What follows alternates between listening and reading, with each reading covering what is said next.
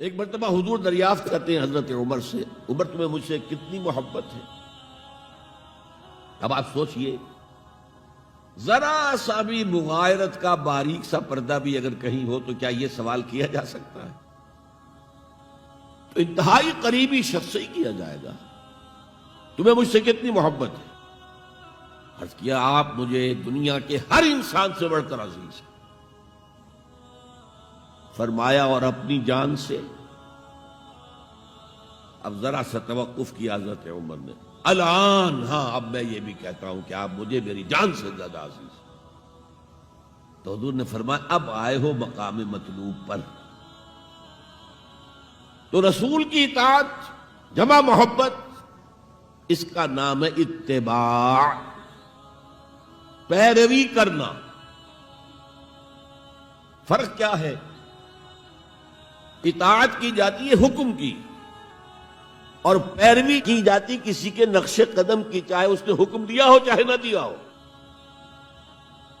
جو وہ کرتا ہو کرنا، یہ ہے اتباع۔ یہ اطاعت سے بہت بلند شے ہو گئی۔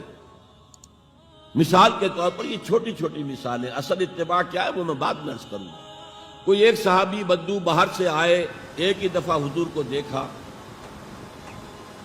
حضور اس وقت اس حالت میں تھے کہ آپ کے بٹن جو ہے کھلے ہوئے تھے گریبان،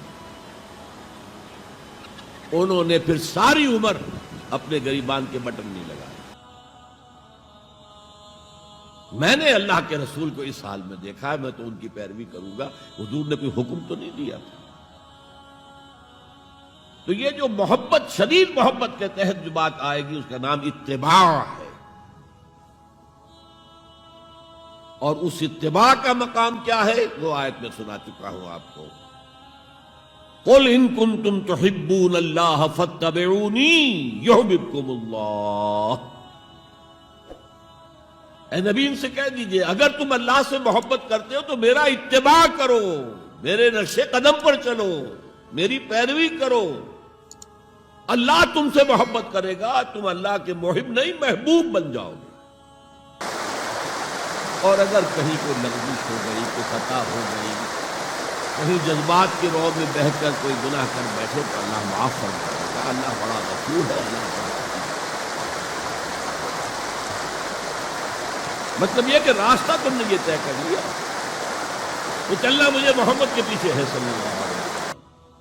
اب چلتے چلتے کبھی پاؤں پھسل گیا، کہیں گر گئے، کوئی بات نہیں، اٹھو فوراً، توبہ کرو اور آگے بڑھو۔